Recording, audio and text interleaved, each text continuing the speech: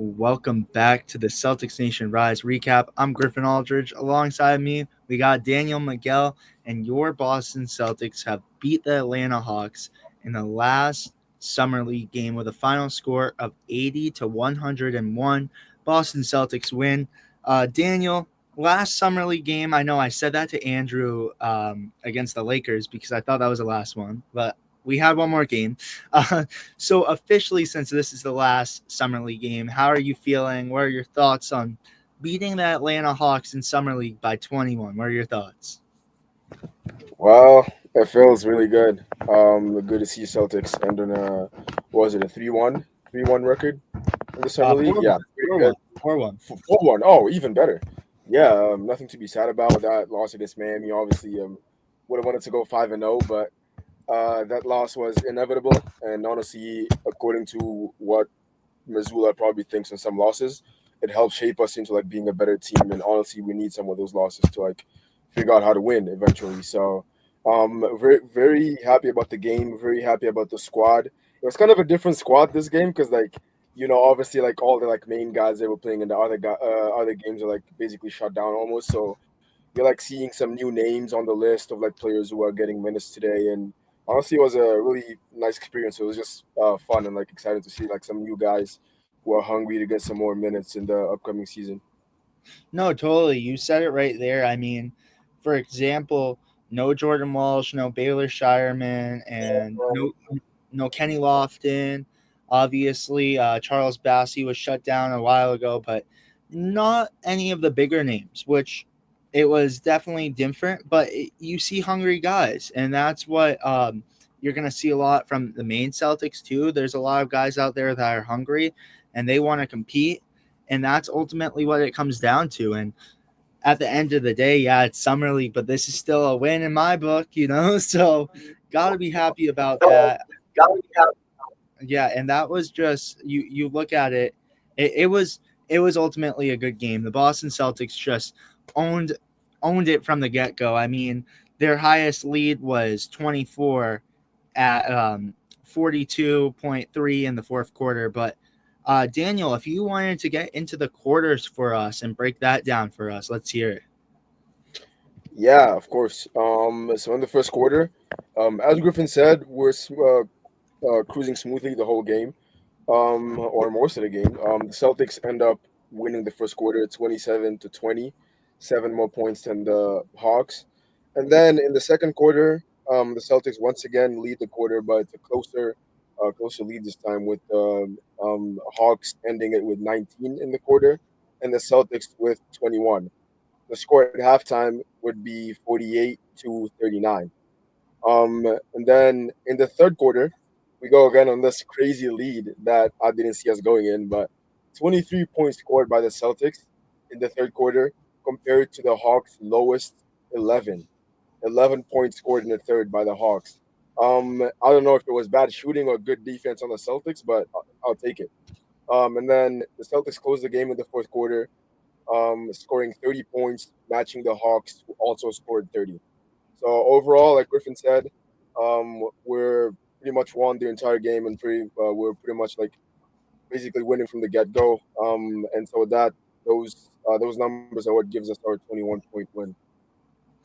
Yeah, like you said, Daniel. Though we own the pace of the game all night long, and this was just a dominant win for the Boston Celtics, and it's just great to see the young guys shine. But for Atlanta, you had obviously Johnson in 26 minutes, had 14 points, 6 rebounds, 2 assists, 3 steals, and shot 54.5% from the field goal. Joseph in 19 minutes had 11 points, 9 rebounds, 2 assists, 2 steals, and shot 100% from the field goal. And then White, obviously, in 26 minutes had 9 points, 4 rebounds, 2 assists, 2 steals, and shot 28.6% from the field goal. And lastly, their big scorer, again, Flagger, in 24 minutes had 13 points, 3 rebounds, 3 assists, and shot 35.7% from the field goal. So you look at that, there was, like, across the board for the Hawks, there was a lot of scoring. But let's get into the Boston Celtics for you. And obviously you're gonna find some names on here because there's a guy, I'm gonna say him first, who he wasn't terrible in 20 minutes. Obviously, you know him, Hugo Gonzalez. In 20 minutes, had 8 points, 2 rebounds, 1 assist, 1 block, and shot 25% from the field goal. So not a crazy impressive night, but it's not terrible. I mean, what are your thoughts, Daniel, on Hugo Gonzalez's performance? I thought his defensive effort was just incredible. I mean, you saw him forcing fouls from how hard he was playing on defense, and I really like his defensive side of the ball. He's getting better with shooting, but it still takes some time. But what are your thoughts on Hugo Gonzalez as he's kind of towards the end, but his plus minus was 22. Oh, as we lost Daniel as we transition into a one-man show. Sorry about that. But so I think you guys heard my take. Daniel, he just said his Wi-Fi is down, so I'll get that done. Obviously, next for the Boston Celtics was Miles Norris, who in 18 minutes had 8 points, 4 rebounds, and shot 27.3% from the field goal. Um, Not much from Norris tonight. Obviously, I feel like he was passing the ball a lot more, you know, getting a lot of hockey assists.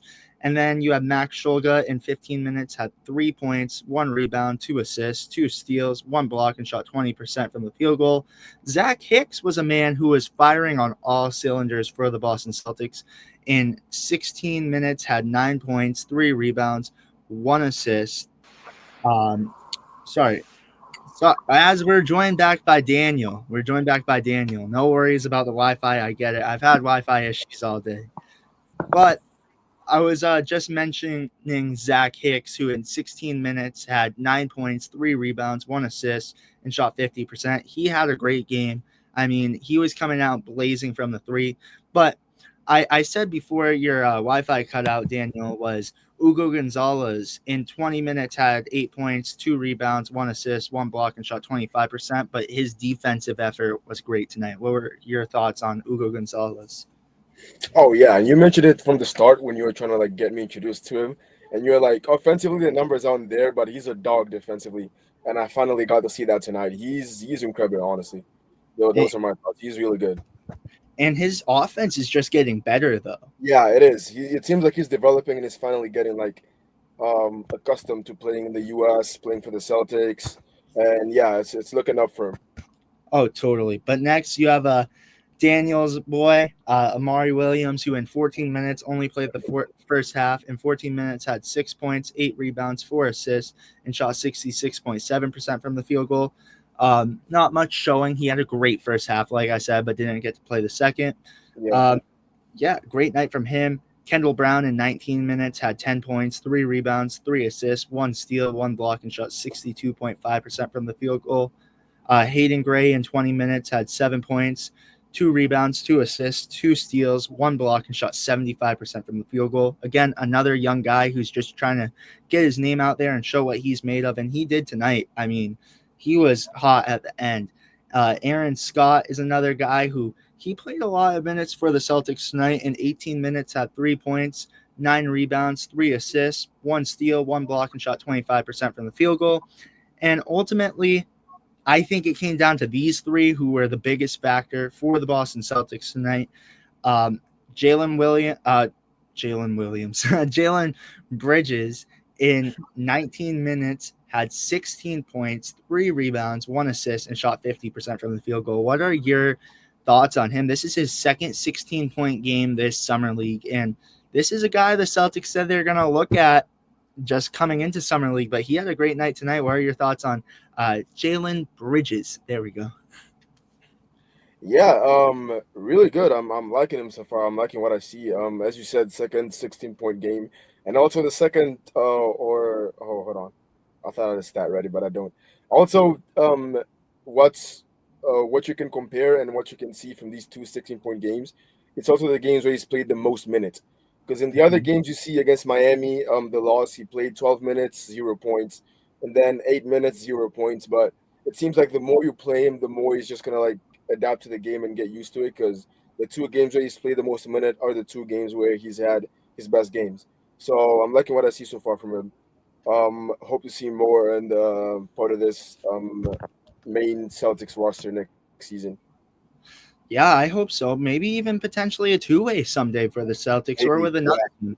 That's a guy who maybe. was good. And I mean, Ben Gregg is your next name for the Boston Celtics. He hasn't got any minutes pretty much for the Celtics this summer league. However, he played tonight and he showed that he was a player that you need to keep an eye on because in 20 minutes had 13 points, 8 rebounds, 2 assists, 1 steal, and shot 62.5% from the field goal. Great night from him. He was hot at the end. But ultimately, I think you come down to this. I feel like the player that impacted the game the most tonight for the Boston Celtics, and we're not gonna say Celtics Nation Rise MVP as that's a season thing, but a player I wanted to kind of highlight was Isaiah Wong, who in 22 minutes had 18 points, 1 rebound, 6 assists, 1 steal, and shot 54. I mixed up the two numbers right there. 54.5% from the field goal. Great night from Isaiah Wong. But again, your Boston Celtics from the field goal were 37 from 80. So good, all right shooting night. But ultimately, the Boston Celtics got the dub, the last dub of Summer League for them with a final score of 101-80. Any final thoughts, Daniel? Not really final thoughts, but like just a question. Like, how does it work? Like with I don't know if you know this or anybody else watching knows this, but how does it work with like the record you get as a team in the summer league and your potential to like participate in like the next round and stuff like that, or like how the next round even works after these like initial 5 games for each team? So unfortunately, it's point differential. We were actually talking about that on post game. So the ones that are undefeated, if they have a point differential, they'll compete in the Summer League championship. Unfortunately, the Boston Celtics lost to the Miami Heat, making them ineligible to participate in that. However, I feel like they would have made it if not. They were great, Yeah, but I think so too. Yeah, I was just confused about that, but yeah, that makes more sense now. oh, totally. Yeah, but again, your Boston Celtics defeat the Atlanta Hawks with a final score of 101-80. Thank you guys again so much for watching. Again, make sure to like and subscribe and turn on post notifications to be notified every time we upload. Again, it's going to be crazy with content this off season. So make sure you stay tuned and make sure to like and subscribe. We will see you guys with the next one. Peace, guys.